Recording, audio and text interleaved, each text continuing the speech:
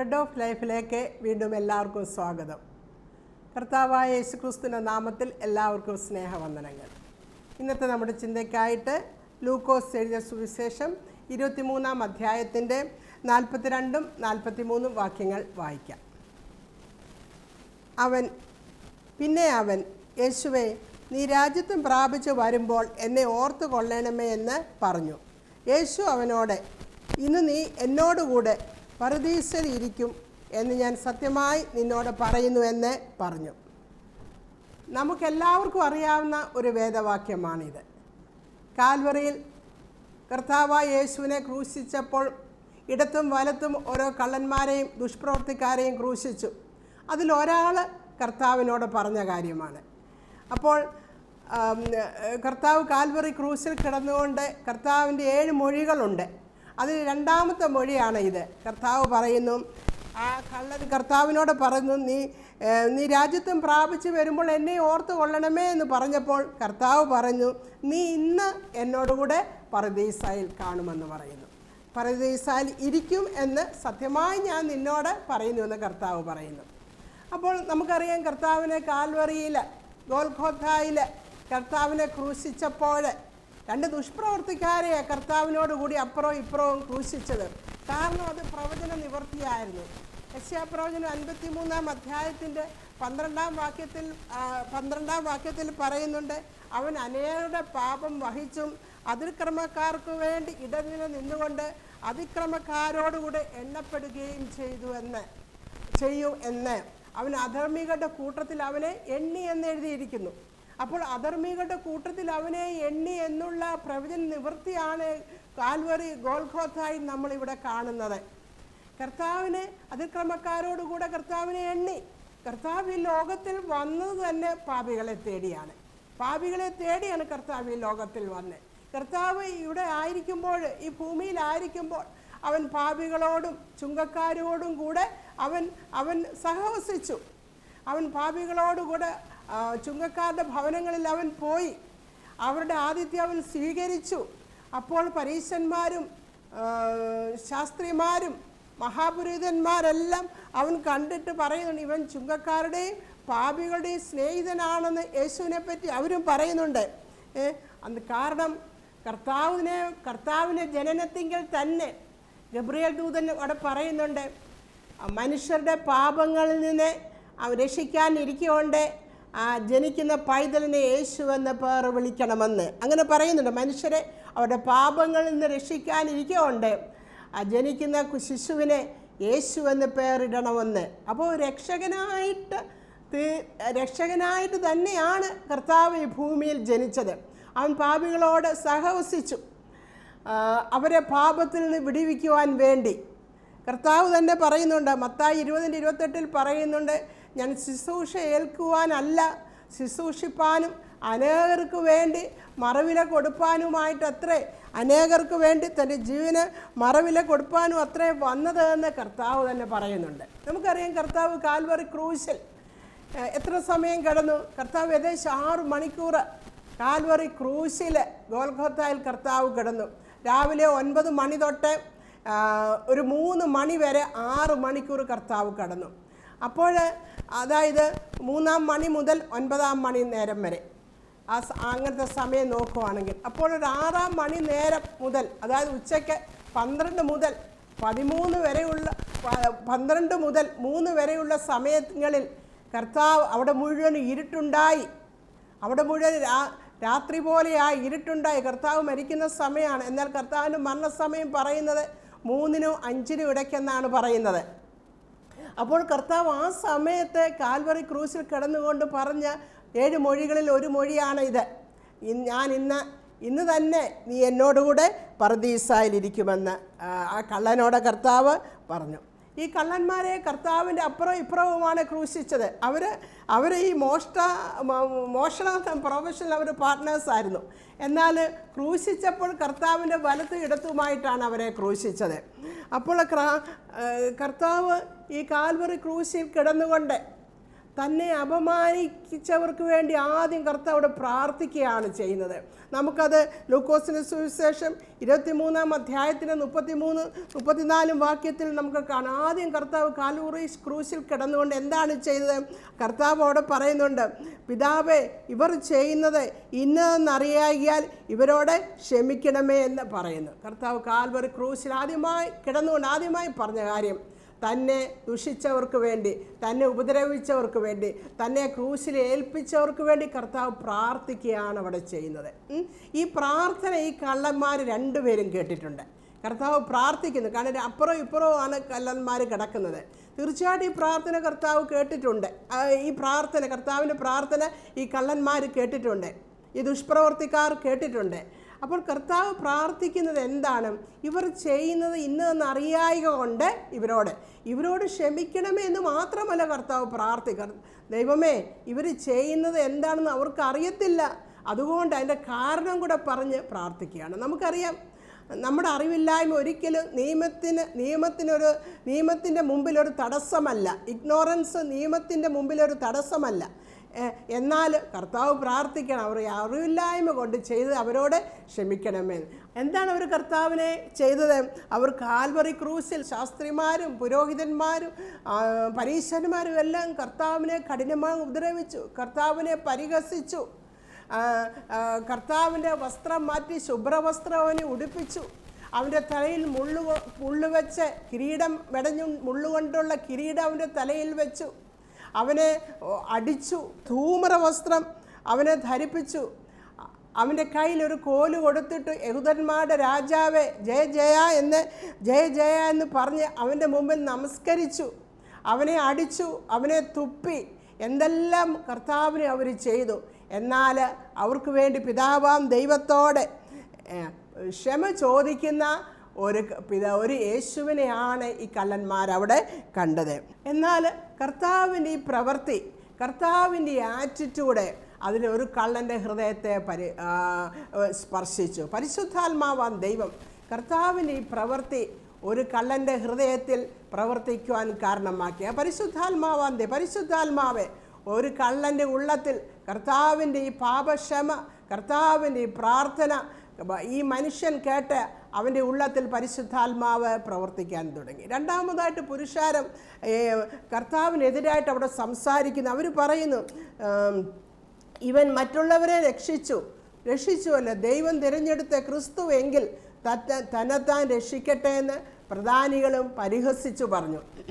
അവർ പറഞ്ഞു, ഇവൻ തന്നെത്താൻ രക്ഷിച്ചല്ലോ, ഇവൻ ക്രിസ്തു എങ്കിൽ ഇവൻ തന്നെത്താൻ രക്ഷിക്കട്ടെ, ഇവൻ പലരെയും രക്ഷിച്ചല്ലോ, ഇവൻ ക്രിസ്തുവെങ്കിൽ തന്നെത്താൻ രക്ഷിക്കട്ടെ എന്ന് അവർ ഈ പടയാളികളും ബാക്കിയുള്ളവരൊക്കെ യേശുവിനെ പരിഹസിച്ചുകൊണ്ട് പറഞ്ഞു. അതും ഈ കള്ളന്മാർ രണ്ടുപേരും കേട്ടു. അടുത്തതായിട്ട് പീലാത്തോസ് കർത്താവിനെ അടുപ്പിച്ചിട്ട് പീലാത്തോസ് എന്ത് ചെയ്തു? യഹൂദന്മാരുടെ രാജാവ് എന്നൊരു ടൈറ്റിൽ ആ ക്രൂശിൻ്റെ മുകളിൽ അവിടെ വെപ്പിച്ചു, യഹൂദന്മാരുടെ രാജാവ് എന്ന്. അപ്പോൾ യഹൂദന്മാരുടെ രാജാവ് എന്നുള്ള ടൈറ്റിൽ അവിടെ എഴുതി അവിടെ വെച്ചു. അപ്പോൾ നമ്മൾ സുവിശേഷം മുഴുവനും നമ്മൾ വായിക്കുമ്പോൾ നമുക്ക് മനസ്സിലാകാം, അതിൻ്റെ ആകത്തുക അവരെഴുതിയത് ഇങ്ങനെയാണ്: this is Jesus of Nazareth, the king of the Jews. നസറന യേശു യഹൂദന്മാരുടെ രാജാവ് എന്നെഴുതി. അത് 3 ഭാഷകളിൽ അവരെഴുതി. ഗ്രീക്കിൽ എഴുതി, ഹീബ്രു ഭാഷയിൽ എഴുതി, ലാറ്റിൻ ഭാഷയിൽ എഴുതി. 3 ഭാഷയിൽ അവരെഴുതി നസറനായ യേശു യഹൂദന്മാരുടെ രാജാവ് എന്നവരെഴുതി. അപ്പോൾ നസറനായ യേശു എന്നുള്ള വാക്കിൻ്റെ ഹീബ്രു മീനിങ് എന്ന് പറഞ്ഞത് സേവിയറാണ്. ജോഷുവ എന്നുള്ള പേരിൻ്റെ അർത്ഥമാണ്, ആ പേരിൽ നിന്നാണ് ജീസസ് എന്നുള്ള പേര് വന്നത്. അപ്പോൾ ജോഷുവ എന്ന പേരിൻ്റെ അർത്ഥം സേവിയർ എന്നാണ്. അപ്പോൾ യേശു എന്ന പേര് യേശു, നസറനായ യേശു എന്ന് പറയുമ്പോൾ യേശു ഒരു സേവിയറായിട്ടാണ്, യേശുവിനെ ഒരു സേവിയറായിട്ടാണ് യഹൂദന്മാർ കാണുന്നത്. അപ്പോൾ ഈ കള്ളന്മാർക്ക് മനസ്സിലായി, അല്ലെങ്കിൽ ഈ കർത്താവിനോട് എന്നെ ഓർത്ത് കൊള്ളണമേ എന്ന് പറഞ്ഞ കള്ളനും മനസ്സിലായി ഇവന് രക്ഷകനാണെന്ന് മനസ്സിലായി. അതുതന്നെയല്ല, പടയാളികളും മറ്റുള്ളവരും പറഞ്ഞല്ലോ, ഇവൻ മറ്റുള്ളവരെ രക്ഷിച്ചു, എന്നാൽ ക്രിസ്തുവാണെങ്കിൽ നീ നിന്നെ തന്നെ രക്ഷിക്കുക എന്ന് പറഞ്ഞില്ലേ. അപ്പോൾ ഇവന് മനസ്സിലായി ഇവൻ രക്ഷകനാണെന്ന് മനസ്സിലായി. അതുതന്നെയല്ല, നസറേനായ യേശു എന്നാണ് പറയുന്നത്. നസ്ര എന്ന് പറഞ്ഞ പട്ടണം അന്നത്തെ കാലത്ത് വെറും ഹീനമായ യാതൊരു വിലയുമില്ലാത്ത ഒരു സ്ഥലമാണ് നസ്രയത്ത്. നഥനേൽ യേശുവിനോട് പറയുന്നുണ്ട്, നസ്രയത്തിൽ നിന്ന് വല്ല നന്മയും വരുമോ എന്ന്. അതുകൊണ്ട് നസ്രയത്ത് പട്ടണം അന്ന് വളരെ റിജക്റ്റഡ് ആയിട്ടുള്ള, മറ്റുള്ളവർ യാതൊരു വിലയും കൊടുക്കാത്തൊരു സ്ഥലമായിരുന്നു നസ്രയത്ത്. ആ നസ്രന യേശു രക്ഷകനാണെന്ന് അവർക്ക് മനസ്സിലായി. അതുതന്നെയല്ല, യഹൂദന്മാരുടെ രാജാവ്, അവർക്ക് ആ എഴുത്ത് പീലാത്തോസ് എഴുതി വെച്ചതാണ്, യഹൂദന്മാരുടെ രാജാവാണ്. ഇപ്പോൾ അവർക്ക് ഇവൻ രാജാവാണ്, ഇവൻ രാജാവാണെങ്കിൽ തീർച്ചയായിട്ടും ഇവനൊരു രാജ്യമുണ്ട്, ഇവനൊരു രാജ്യത്വമുണ്ട് എന്ന് അവർക്ക് മനസ്സിലായി. ആ കർത്താവിനോട് അപേക്ഷിച്ച കള്ളന് മനസ്സിലായി ഇവൻ രക്ഷകനാണെന്ന് മനസ്സിലായി, ഇവൻ രാജാവാണെന്ന് മനസ്സിലായി, ഇവൻ തെറ്റുകളെ മറ്റുള്ളവർക്ക് വേണ്ടി പ്രാർത്ഥിക്കുന്ന മനുഷ്യനാണ്. അല്ലെങ്കിൽ അവൻ്റെ സ്വഭാവം എങ്ങനെ, അവൻ്റെ ആറ്റിറ്റ്യൂഡെല്ലാം കർത്താവിൻ്റെ ആറ്റിറ്റ്യൂഡ്, കർത്താവിൻ്റെ സ്വഭാവം, കർത്താവിൻ്റെ ശത്രുക്കളോടുള്ള സ്നേഹം, ഇതെല്ലാം ഈ കള്ളൻ മനസ്സിലാക്കി. അപ്പോൾ ഈ കള്ളൻ രണ്ട് കള്ളന്മാർക്കും ഇത് കേൾക്കുവാനുള്ള അവസരം ലഭിച്ചു. രണ്ടുപേർക്കും യേശുവിനെ സ്വീകരിക്കാനുള്ള ആക്സസ് ഉണ്ടായിരുന്നു. രണ്ടുപേരും പടയാളികളും പരീശന്മാരും ഒക്കെ പറയുന്നത് ഒരുപോലെയാണ് കേട്ടത്. രണ്ടുപേരും യേശു പ്രാർത്ഥിച്ചത് ഒരുപോലെയാണ് കേട്ടത്. രണ്ടുപേരും മുഖത്തോടും അവർ തമ്മിൽ സംസാരിക്കുന്നുണ്ട്. അവർ സംസാരിക്കുമ്പോൾ തീർച്ചയായിട്ടും മുഖത്തോട് നോക്കി സംസാരിക്കും. തീർച്ചയായിട്ടും യേശുവിൻ്റെ ക്രൂശിൻ്റെ മുകളിൽ എഴുതി വെച്ച ആ ടൈറ്റില്, ഇവൻ നസ്രന യേശു യഹൂദന്മാരുടെ രാജാവ് എന്ന് എഴുതി വെച്ച ടൈറ്റില് അവർ തീർച്ചയായിട്ടും രണ്ടുപേരും കണ്ടിട്ടുണ്ട്. എന്നാൽ ഈ ഒരു കള്ളന് മാത്രമേ കർത്താവെ അങ്ങ് രാജ്യത്വം പ്രാപിച്ചു വരുമ്പോൾ എന്നെയും ഓർത്തുകൊള്ളണമേ എന്ന് പറയുവാൻ തോന്നിയത്. നമുക്ക് നോക്കുമ്പോൾ ഈ ഒരു കള്ളൻ കർത്താവിനെ അവിടെ ദുഷിക്കുന്നു. ലൂക്കോസ് 23:39 വാക്യത്തിൽ ആ കള്ളൻ പറയുന്നു, നീ ക്രിസ്തു അല്ലയോ, നിന്നെ തന്നെയും ഞങ്ങളെയും രക്ഷിക്ക എന്ന് പറഞ്ഞു. അവനെ ദുഷിച്ചു, മറ്റവനോ അവനെ ശാസിച്ചു. സമശിക്ഷാവിധിയിൽ തന്നെ ആയിട്ടും നീ ദൈവത്തെ ഭയപ്പെടുന്നില്ലയോ? നാമോ ന്യായമായിട്ട് ശിക്ഷ അനുഭവിക്കുന്നു, നാം പ്രവർത്തിച്ചതിന് യോഗ്യതമായിട്ടല്ലോ കിട്ടുന്നത്, ഇവനോ അരുതാത്തതൊന്നും ചെയ്തിട്ടില്ല. അപ്പോൾ ഒരു കള്ളൻ പറയുകയാണ്, നീ എന്തിന് ശാസിച്ചു? നമ്മൾ രണ്ടും സമശിക്ഷാവിധിയിൽ, നമ്മൾ മൂന്നുപേരും സമശിക്ഷാവിധിയിൽ ആയിട്ടും നീ ഭയപ്പെടുന്നില്ല, ആയിട്ടും നീ ദൈവത്തെ ഭയപ്പെടുന്നില്ലയോ എന്ന് ചോദിക്കുകയാണ്. അവന് ദൈവത്തോടൊരു ഭയം തോന്നി, ദൈവത്തോട് ബഹുമാനം തോന്നി ഒരു കള്ളന്. അവൻ പറയുകയാണ്, നാമോ ന്യായമായിട്ട് ശിക്ഷ അനുഭവിക്കുന്നു. അപ്പോൾ ആ കള്ളൻ അംഗീകരിക്കുകയാണ്, ഞാൻ പാപം ചെയ്തിട്ടാണ്, അല്ലെങ്കിൽ ഞങ്ങൾ പാപം ചെയ്തിട്ടാണ് ശിക്ഷ അനുഭവിക്കുന്നതെന്ന് ഒരു കള്ളന് മനസ്സിലായി. അവന് പാപബോധം അവൻ്റെ ഉള്ളത്തിൽ വന്നു. അതുകൊണ്ടാണ് അവൻ പറയുന്നത്, നാം ന്യായമായിട്ട് ശിക്ഷ അനുഭവിക്കുന്നു, നാം പ്രവർത്തിച്ചതിന് യോഗ്യമായതല്ലോ കിട്ടുന്നത്. അവൻ പറയുന്നത്, നമ്മൾ തെറ്റ് ചെയ്തുകൊണ്ടാണ്, നമ്മൾ അധർമ്മം ചെയ്തുകൊണ്ടാണ് നമുക്ക് ഈ ശിക്ഷ കിട്ടിയത്, നമ്മൾ പാപം ചെയ്തുകൊണ്ടാണ്. അവൻ്റെ പാപത്തെക്കുറിച്ചുള്ള ബോധം ആ കള്ളനുണ്ടായി. അത് കഴിഞ്ഞിട്ട് അവൻ പറയുന്നു, ഇവനോ അരുതാത്തൊന്നും ചെയ്തിട്ടില്ല. എന്നാൽ യേശുവിനെ പറ്റി പറയുന്നത്, ആ യേശുവിനെ പറ്റി ശത്രുക്കൾ വേണ്ടി പ്രാർത്ഥിച്ചത് കേട്ടിട്ട് അവൻ പറയുന്നത്, എന്നാൽ ഇവനോ അരുതാത്തൊന്നും ചെയ്തിട്ടില്ല. അപ്പോൾ അവൻ്റെ പാപത്തെക്കുറിച്ചുള്ള ബോധം അവനുണ്ടായി. എങ്ങനെ ഉണ്ടായി അവന് പാപബോധം? യേശുവിൻ്റെ പ്രാർത്ഥന കേട്ട്, യേശുവിൻ്റെ വാക്കുകൾ കേട്ട്, അപ്പോൾ അവനെ പറ്റിയുള്ള പാപബോധം അവന് ഉണ്ടായി. അത് കഴിഞ്ഞാൽ അവന് മനസ്സിലായി, ഈ മരണശേഷം ഒരു ജീവിതം ഇനിയും ഉണ്ട് എന്നുള്ളത് മനസ്സിലായി. അതുകൊണ്ടാണ് അവൻ പറയുന്നത്, നീ രാജ്യത്വം പ്രാപിച്ച് വരുമ്പോൾ എന്നെയും ഓർക്കണമെന്ന്. ഈ ജീവിതം കഴിഞ്ഞിട്ട് അതിന് ദൈവത്തിൻ്റെ മുമ്പാകെ നിൽക്കുന്ന ഒരു സമയം വരുമെന്ന്. അതുകൊണ്ട് അവൻ പറയുന്നത്, നീ രാജ്യത്വം പ്രാപിച്ച് വരുമ്പോൾ എന്നെയും ഓർക്കണമെന്ന്. മരണം കഴിഞ്ഞിട്ട് ഒരു ജീവിതമുണ്ടെന്ന് അവന് മനസ്സിലായി. താൻ തെറ്റുകാരനാണെന്ന് ഒരു ബോധം അവന് മനസ്സിലായി. ഒരു രക്ഷകനില്ലാതെ അവൻ നിത്യതയിലേക്ക് പ്രവേശിക്കാൻ പറ്റുകയില്ല എന്ന് അവന് മനസ്സിലായി. ഈ കാൽവറിയിൽ കിടക്കുന്ന യേശു രക്ഷകനാണ്. അപ്പോൾ ഒരു രക്ഷകനാണ് ഇവൻ. ഒരു രക്ഷകനില്ലാതെ നിത്യതയിലേക്ക് പ്രവേശിക്കുവാൻ കഴിയുകയില്ല എന്ന് അവനെ മനസ്സിലായി. അതുകൊണ്ടാണ് അവൻ പറയുന്നത്, നീ രാജ്യത്വം അവൻ മനസ്സിലായി, യേശു രാജാവാണെങ്കിൽ യേശുവിനൊരു രാജ്യത്വമുണ്ട്. അപ്പോൾ പറയുന്നു, നീ രാജ്യത്വം പ്രാപിച്ചു വരുമ്പോൾ എന്നെയും ഓർത്തുകൊള്ളണമേ അവിടുന്ന് പറയുന്നു. അപ്പോൾ കർത്താവ് പറഞ്ഞു, ഇന്ന് തന്നെ നീ എൻ്റെ കൂടെ പറുദീസായിരിക്കുമെന്ന് ഞാൻ സത്യമായിട്ട് നിന്നോട് പറയുന്നുവെന്ന്. ഈ മറ്റേ കള്ളനും യാതൊരു എഫേർട്ടിൻ്റെ ആവശ്യമില്ലായിരുന്നു. ഈ പറഞ്ഞ കള്ളൻ ഈ കർത്താവിനോട് പ്രാർത്ഥിച്ച കള്ളൻ യേശുവിനെ മനസ്സിലാക്കിയതുപോലെ തന്നെ മറ്റേ കള്ളനും മനസ്സിലാക്കാമായിരുന്നു. പ്രിയപ്പെട്ടവരെ, നമുക്ക് മാനസാന്തരത്തിന് ഉള്ള വഴി ഒരുക്കുന്നത് കർത്താവ് തന്നെയാണ്. ഒന്നും യാദൃച്ഛികമല്ല വഴികളൊന്നും. പടയാളികൾ കർത്താവിനെ പരിഹസിച്ച് പറഞ്ഞ സംസാരം പരിശുദ്ധാത്മാവിൻ്റെ ഉള്ളത്തിൽ അവൻ്റെ യേശു രക്ഷനാണെന്നുള്ള ബോധം കൊടുത്തു. പിലാത്തോസ് എഴുതി വെച്ച ടൈറ്റിൽ യേശു രാജാവാണെന്നുള്ള ബോധം കൊടുത്തു. യേശുവിൻ്റെ പ്രാർത്ഥന യേശു ശത്രുക്കളെ സ്നേഹിക്കുന്ന മനുഷ്യനാണെന്നുള്ള ബോധം കൊടുത്തു. അപ്പോൾ മാനസാന്തരത്തിലേക്കുള്ള വഴി കർത്താവ് അവർക്ക് തുറന്നു കൊടുക്കുകയായിരുന്നു ചെയ്ത്. എന്നാൽ ആ കള്ളൻ ആ വഴിയെ അത് ഏറ്റെടുത്തു കർത്താവായ യേശു ക്രിസ്തുവിൽ വിശ്വസിക്കുകയാണ് ചെയ്തത്. എന്നാൽ അവിടെ ഉണ്ടായിരുന്ന റിലീജിയസ് ലീഡേഴ്സിനോ യഹൂദന്മാർക്കോ പരീശന്മാർക്കോ ഒന്നും അത് കഴിഞ്ഞില്ല. യേശു കാൽവറിയിൽ കിടന്നുകൊണ്ട് ആരെയും രക്ഷിച്ചില്ല. ഈ കള്ളനെ മാത്രമേ രക്ഷിച്ചുള്ളൂ. ഈ കള്ളനാണെങ്കിൽ അവൻ്റെ ജീവിതത്തിൽ അവൻ ആദ്യമായിട്ടാണ് യേശുവിനെ പറ്റി കേൾക്കുന്നത്, അല്ലെങ്കിൽ യേശുവിനെ പറ്റി കേൾക്കുന്നത്. അതുതന്നെയല്ല, അവൻ അവസാനമായിട്ടുമായിരുന്നു യേശുവിനെ പറ്റി കേട്ടത്. അവൻ ആദ്യമായിട്ട് കേട്ടു, അവൻ അവസാനമായിട്ട് കേട്ടു. അവൻ്റെ കേട്ട കാര്യം അവനെ വിശ്വാസത്തിലേക്ക് വഴി നടത്തുകയാണ് ചെയ്തത്. അവൻ്റെ പ്രാർത്ഥന നമ്മൾ നോക്കുമ്പോൾ വളരെ തീരെ കുറച്ച് മാത്രം അവൻ പ്രാർത്ഥിച്ചത്. ഏതാണ്ട് ഒരു വരി അവൻ പ്രാർത്ഥിച്ചോളൂ. എന്നാൽ ആ പ്രാർത്ഥന മതിയായിരുന്നു അവന് ദൈവരാജ്യത്തിലേക്ക് പ്രവേശിക്കുവാൻ. ആ പ്രാർത്ഥന മതിയായിരുന്നു. കർത്താവിനെ അവൻ ഏത് കണ്ടീഷനിലാണ് കണ്ടത്? കർത്താവ് അവിടെ ഒരു അത്ഭുതവും ചെയ്തില്ല. കർത്താവ് അവിടെ പ്രസംഗവും ഉപദേശവും കർത്താവ് അവിടെ നടത്തിയില്ല. വളരെ വീക്കായിട്ടുള്ള ഒരു സന്ദർഭത്തിൽ, വളരെ ഹെൽപ്ലെസ് ആയിട്ടുള്ള സന്ദർഭത്തിൽ, പരിഹസിക്കപ്പെട്ടവനായി, ലജ്ജയോടെ ബലഹീനനായി ആ ക്രൂശിൽ കിടക്കുന്ന സമയത്താണ് ഈ മനുഷ്യന് യേശുവിനെ കാണുന്നത്. എന്നാൽ അവൻ അതൊന്നും ഓർത്തില്ല. യേശുവിനെ കുറിച്ചുള്ള ആ സംഗതി മാത്രമേ, യേശുവിനെ പറ്റി പറഞ്ഞ കാര്യം മാത്രമേ അവൻ കേട്ടുള്ളൂ. അതുമാത്രം അവന് വിശ്വാസത്തിന് കാരണമാക്കി. ആ സന്ദർഭം ഏത് സന്ദർഭത്തിലാണ് യേശു ഇത് പറയുന്നതെന്നൊന്നും അവൻ വില കൊടുത്തില്ല. എന്നാൽ യേശുവിനെ കുറിച്ചുള്ള ആ വാക്കിനു വേണ്ടി, ആ വർത്തമാനം, യേശുവിനെ പറ്റിയുള്ള ആ വചനത്തിലാണ് അവൻ പ്രാധാന്യം കൊടുത്തത്. ഒരു പക്ഷേ പിലാത്തോസ് തൻ്റെ മനസ്സിൻ്റെ തൃപ്തിക്ക് വേണ്ടിയായിരിക്കും ആ ടൈറ്റിൽ അവിടെ എഴുതി വെച്ചത്.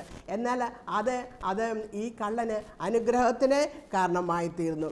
എല്ലാവരും അവനെ കളിയാക്കി. അതും ഈ മനുഷ്യൻ്റെ മാനസാന്തരത്തിന് കാരണമായി. പിലാത്തോസ് യേശുവിനെ കുറിച്ചുള്ള ടൈറ്റിൽ തൻ്റെ മനസ്സിൻ്റെ തൃപ്തിക്ക് വേണ്ടി എഴുതി വെച്ചതായിരിക്കും. എന്നാൽ അത് പരിശുദ്ധാത്മാവ് ഈ കള്ളൻ്റെ മാനസാന്തരത്തിലേക്ക് നയിച്ചു. ഈ സോൾജേഴ്സും മറ്റുള്ളവരും യേശുവിനെ പരിഹസിച്ചു. അതും ഈ കള്ളൻ്റെ മാനസാന്തരത്തിലേക്ക് അവിടെ നയിക്കുന്നതായിട്ട് നമുക്ക് കാണുവാൻ കഴിയും. നാം ദൈവത്തെ തള്ളിക്കളഞ്ഞാലും സ്വീകരിച്ചാലും സ്വർഗം അതിനനുസരിച്ച് പ്രതികരിക്കും. നാം ദൈവത്തിൻ്റെ വചനത്തെ തള്ളിക്കളയുമ്പോൾ ദൈവം നമ്മൾ എന്താണ് ഇഷ്ടപ്പെടുന്നത് അത് നമ്മൾ അനുസരിക്കുവാൻ തക്കവണ്ണം ഭോഷ്കിൻ്റെ ആത്മാവിനെ, അല്ലെങ്കിൽ ഭോഷ്കിൻ്റെ വചനത്തെ ദുഷ്ട ആത്മാവിൽ കൂടി നമുക്ക് കേൾക്കേണ്ടതായിട്ട് നമുക്ക് ഇഷ്ടമുള്ളത് ദൈവം കേൾപ്പിക്കും. ദൈവവചനത്തെ നമ്മൾ തള്ളിക്കളയുകയാണെങ്കിൽ പിന്നെ നമുക്ക് ഇഷ്ടമുള്ളത് കേട്ട് അനുസരിക്കുവാൻ ദൈവം നമ്മളെ വിട്ടുകൊടുക്കും. നാം സ്വർഗത്തിന് അവകാശി ആകുന്നില്ല എങ്കിൽ നമ്മൾ നരകത്തിനാണ് അവകാശിയാകുന്നത്. നാം കർത്താവിനെ നാം സ്വീകരിക്കുന്നെങ്കിൽ നാം പിശാചിൻ്റെ അടിമത്തത്തിലേക്കായിരിക്കും നാം കടന്നു പോകുന്നത്. നാം രക്ഷ ലഭിക്കുന്നത്, ഈ മനുഷ്യൻ്റെ രക്ഷയെ നമ്മൾ കാണുമ്പോൾ നമുക്ക് മനസ്സാവും, നാം രക്ഷയ്ക്ക് നമുക്ക് ലഭിക്കുന്നത് എന്തെങ്കിലും നല്ല പ്രവൃത്തികൾ ചെയ്തുകൊണ്ടല്ല നമുക്ക് രക്ഷ ലഭിക്കുന്നത്. പിന്നെ പാപബോധം വന്ന് ഞാൻ പാപിയാണെന്ന് ഏറ്റുപറഞ്ഞ് ദൈവത്തിൽ വിശ്വസിച്ച് കർത്താവ് രക്ഷകനാണ് എന്ന് വിശ്വസിച്ചിട്ടുണ്ട്. അവനിൽ വിശ്വസിക്കുമ്പോഴാണ് നാം രക്ഷിക്കപ്പെടുന്നത്, അല്ലെങ്കിൽ ദൈവരാജ്യത്തിലെ അംഗമായി തീരുന്നത്. ഒരുപക്ഷെ നമ്മൾ ചിന്തിക്കുന്നുണ്ടായിരിക്കാം, ഈ കള്ളൻ യേശുവിനെ അറിഞ്ഞത് മരിക്കുന്ന സമയത്താണല്ലോ. ഞാനും മരിക്കുന്ന സമയം യേശുവിനെ അറിയാം. മരിക്കുന്ന അവസാനമാകട്ടെ, മരണസമയത്ത് യേശുവിനെ നോക്കി വിളിക്കാമെന്ന് ഒരു പക്ഷേ ചിന്തിക്കുന്നവർക്കാണ്. അത് നമുക്ക് പറയാൻ പറ്റുകയില്ല. കാരണം നമ്മുടെ അവസാന സമയം എന്താണ്, അല്ലെങ്കിൽ എങ്ങനെ ഇരിക്കും, അല്ലെങ്കിൽ എപ്പോഴാണ് നമുക്ക് ആർക്കും പറയുവാൻ കഴിയില്ല. ഈ മനുഷ്യനിങ്ങനെ സംഭവിച്ചുവെങ്കിലും പ്രിയപ്പെട്ടവരെ, സഹോദരി, നമ്മുടെ അവസാന സമയം നമുക്ക് ആർക്കും പറയുവാൻ, എപ്പോഴാണ് നമുക്ക് ആർക്കും അറിയുവാൻ ജീവിക്കുവാൻ കഴിയുകയില്ല. അപ്പോൾ നമുക്കൊരു ചോദ്യം നമ്മളോട് ചോദിക്കാം, ഇന്ന് നാം മരിച്ചാൽ എവിടെ പോകും? ഇന്ന് നാം മരിച്ചാൽ എവിടെ പോകും? നമുക്ക് നമ്മളോടൊന്ന് ചോദിക്കാം, നാം എവിടെയാണ് പോകുന്നത്? നാം പാപബോധം, ദൈവവചനം കേട്ട് കർത്താവിൽ വിശ്വസിച്ചവരാണെങ്കിൽ പാപബോധം വന്ന് ആ പാപത്തെ ദൈവസന്നിധിയിൽ, കർത്താവെ ഞാൻ പാപിയാണെന്ന് ഏറ്റു പറഞ്ഞുകൊണ്ട് ദൈവസന്നിധിയിൽ ഏറ്റു പറഞ്ഞുകൊണ്ട് കർത്താവിനെ രക്ഷകനായി സ്വീകരിച്ചെങ്കിൽ മാത്രമേ നാം സ്വർഗരാജ്യത്തിന് അവകാശികളായി തീരുകയുള്ളൂ. ഈ മനുഷ്യൻ, കർത്താവെ നീ രാജ്യത്തും പ്രാപിച്ചു വരുമ്പോൾ എന്നെ ഓർത്തു കൊള്ളണമേ എന്ന് പറഞ്ഞപ്പോൾ ആ നിമിഷം തന്നെ കർത്താവ് പറഞ്ഞു, ഇന്ന് നീ എന്നോടുകൂടെ പർദീസയിൽ കാണുന്നു, സത്യമായിട്ട് ഞാൻ നിന്നോട് പറയുന്നുവെന്ന്. അപ്പോൾ നമ്മൾ എപ്പോഴാണ് കർത്താവിനെ സ്വീകരിക്കുന്നത്?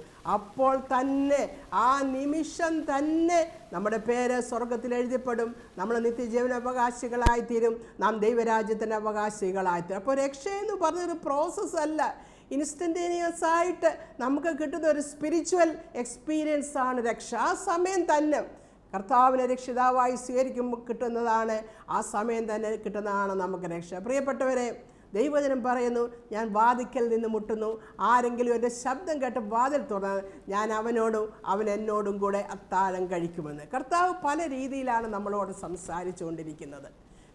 ഓരോ വ്യക്തികളോടും ഈ കള്ളനോട് സംസാരിച്ചതുപോലെ അല്ല കർത്താവ് പൗലോസിനോട്, പൗലോസായി തീർന്ന ശൗലിനോട് സംസാരിച്ചത്. ഈ കള്ളനോട് സംസാരിച്ചതുപോലല്ല കർത്താവ് സക്കായിയോട് സംസാരിച്ചത്. ഈ കള്ളനോട് സംസാരിച്ചതുപോലല്ല കർത്താവ് നിക്കോദിമോസിനോട് സംസാരിച്ചത്. കർത്താവ് ഓരോരുത്തരോടും പല വിധത്തിലാണ് സംസാരിക്കുന്നത്. നമുക്ക് മനസ്സിലാക്കത്തക്ക രീതിയിൽ കർത്താവ് നമ്മളോട് സംസാരിക്കും. നമ്മൾ ഏത് തരത്തിൽ സംസാരിച്ചാലാണ് നാം കർത്താവിനെ, നമ്മുടെ സ്വഭാവം എങ്ങനെയാണ്, അതിനനുസരിച്ച് കർത്താവ് നമ്മളോട് സംസാരിക്കും. പക്ഷേ വാതിൽ തുറന്നു കൊടുക്കേണ്ടത് നമ്മളാണ്, ഹൃദയം തുറന്നു കൊടുക്കേണ്ടത് നമ്മളാണ്. പ്രിയപ്പെട്ടവരെ, നമുക്ക് നമ്മളോട് തന്നെ ഒരു പ്രാവശ്യം കൂടെ ചോദ്യം ചോദിക്കുക, ഇന്ന് നാം മരിച്ചാൽ നാം ഇവിടെ പോകും. ദൈവസന്നിധിയിലാണ് നമുക്ക് നാളത്തെ ദിവസം നമുക്കുള്ളതല്ല. ദൈവവചനം പറയുന്നത് ഇതാകുന്നു സുപ്രസാദകാലം, ഇതാകുന്നു രക്ഷാ ദിവസം. നാളത്തെ ദിവസം നമുക്കുള്ളതല്ല. നാളെ ആകട്ടെ നമ്മൾ ചിന്തിക്കുമ്പോൾ അത് പിശാച് നമ്മളെ കൊണ്ട് മാറ്റിവെപ്പിക്കുകയാണ് ചെയ്യുന്നത്. നാം ദൈവരാജ്യത്തിൽ കടക്കുന്നത് പിശാചിന് ഇഷ്ടമല്ല. അതുകൊണ്ട് നാം നാളെ ആകട്ടെ, പിന്നെ ഒരു അവസരത്തിലാകട്ടെ, അല്ലെങ്കിൽ അവസാന സമയം ആകട്ടെ എന്നൊക്കെയുള്ള ചിന്തകൾ പിശാച് കൊണ്ടുവരും. എന്നാൽ പ്രിയപ്പെട്ടവരെ, നമ്മുടെ ജീവിതത്തെ നമ്മളോട് തന്നെ ചോദിക്കാം, ഇന്ന് എൻ്റെ ജീവൻ പോയാൽ ഞാൻ കർത്താവിൻ്റെ സന്നിധിയിൽ ചെല്ലും. നമുക്കാർക്കും നമ്മുടെ ജീവിതത്തെപ്പറ്റി അറിയത്തില്ല. ദൈവവചനം പറഞ്ഞ രണ്ട് കാര്യങ്ങൾ ദൈവ അപ്പോയിൻമെൻറ്റ്സ് തന്നേക്കും. ഒന്ന് നമ്മുടെ മരണം, അവസാനം മരണവും പിന്നെ ന്യായവിധിയും ദൈവം കൽപ്പിച്ചാക്കിയിരിക്കുന്നു. നമ്മുടെ മരണം എപ്പോഴാണെന്ന് നമുക്കറിയത്തില്ല, അത് നടക്കുക തന്നെ ചെയ്യും. അതുപോലെ ന്യായവിധി എന്നുള്ളത് അതും നടക്കുക തന്നെ ചെയ്യും. നമ്മുടെ ജീവിതത്തെ നമ്മുടെ ദൈവകരങ്ങളിൽ സമർപ്പിക്കാം. നമുക്ക് തന്നെ ദൈവസ്ഥനം നമ്മുടെ ജീവിതത്തെ സമർപ്പിക്കാം. കർത്താവിനെ സ്വീകരിക്കാത്തവരാരെങ്കിലും ഉണ്ടെങ്കിൽ, കർത്താവിനെ സ്വീകരിക്കാത്തവരാരെങ്കിലും ഉണ്ടെങ്കിലും കർത്താവിന് മുമ്പിൽ ഇതുവരെയും ചെയ്തു പോയിട്ടുള്ള എല്ലാ പാപത്തെയും ഏറ്റുപറഞ്ഞ് ദൈവസ്ഥനെ നിരപ്പ് പ്രാപിച്ചുകൊണ്ട് ദൈവമക്കളായി തീരുവാൻ ദൈവം സഹായിക്കട്ടെ. ദൈവം നമുക്ക് ഉറപ്പ് തരട്ടെ, ഇന്ന് മരിച്ചാൽ നാം എവിടെ പോകുമെന്നുള്ളത്. ഈ വചനങ്ങളാൽ ദൈവം നമ്മളെ അനുഗ്രഹിക്കുമാറാകട്ടെ. നമുക്കൊരു നിമിഷം പ്രാർത്ഥിക്കാം. ഹല്ലേലൂയ. കർത്താവേ, സ്തോത്രം സ്തോത്രം സ്തോത്രം കർത്താവേ. ഹല്ലേലൂയ ഹല്ലേലൂയ കർത്താവേ. ഹല്ലേലൂയ. സ്തോത്രം കർത്താവേ. യേശുവിൻ്റെ അപ്പുറവും ഇപ്പുറവും രണ്ട് കള്ളന്മാരുണ്ടായിരുന്നു കർത്താവേ. എന്നാൽ ഒരാൾ ദൈവരാജ്യത്തിൻ്റെ അംഗമായി തീർന്നു കർത്താവേ. രണ്ടു പേർക്കും ദൈവരാജ്യത്തിൽ കടക്കുവാനുള്ള ആക്സസ് ഉണ്ടായിരുന്നു. എന്നാൽ ഒരാൾ മാത്രം യേശുവിനെ പറ്റി കേട്ടത് അവൻ വിശ്വസിച്ചു. അവൻ പാപിയാണെന്ന് അവൻ ഏറ്റുപറഞ്ഞു. കർത്താവ് രാജ്യത്തും പ്രാപിക്കുമ്പോൾ എന്നെ ഓർത്തുകൊള്ളണമേ എന്ന് അവൻ പറഞ്ഞു. കർത്താവ് അതുപോലെ ചെയ്തു. അവൻ സത്യമായി നീ എന്നോട് കൂടി ഇന്ന് പറുദീസയിലിരിക്കുമെന്ന് പറഞ്ഞു. കർത്താവ് ഈ വചനം കേട്ടവരാരെങ്കിലും കർത്താവിനെ സ്വീകരിക്കാത്തവരുണ്ടെങ്കിൽ ഈ വചനം കർത്താവ് അവരുടെ ഉള്ളത്തിൽ പ്രവർത്തിച്ച് ദൈവമക്കളായി തീരുവാൻ അവിടുന്ന് സഹായിക്കണമേ എന്ന് പ്രാർത്ഥിക്കുന്നു. സ്തോത്രം, നന്ദി. Hallelujah hallelujah. കർത്താവെ, ഞങ്ങളുടെ ജീവിതങ്ങളെ തിരുസന്നിധി സമർപ്പിക്കുന്നു. സ്തോത്രം. പ്രാർത്ഥന കേട്ടതിനെ ഓർത്ത് സ്തോത്രം. കർത്താവായ യേശു ക്രിസ്തുവിൻ്റെ നാമത്തിൽ തന്നെ ആമേൻ. ദൈവം അനുവദിച്ചാൽ നമുക്ക് വീണ്ടും കാണാം.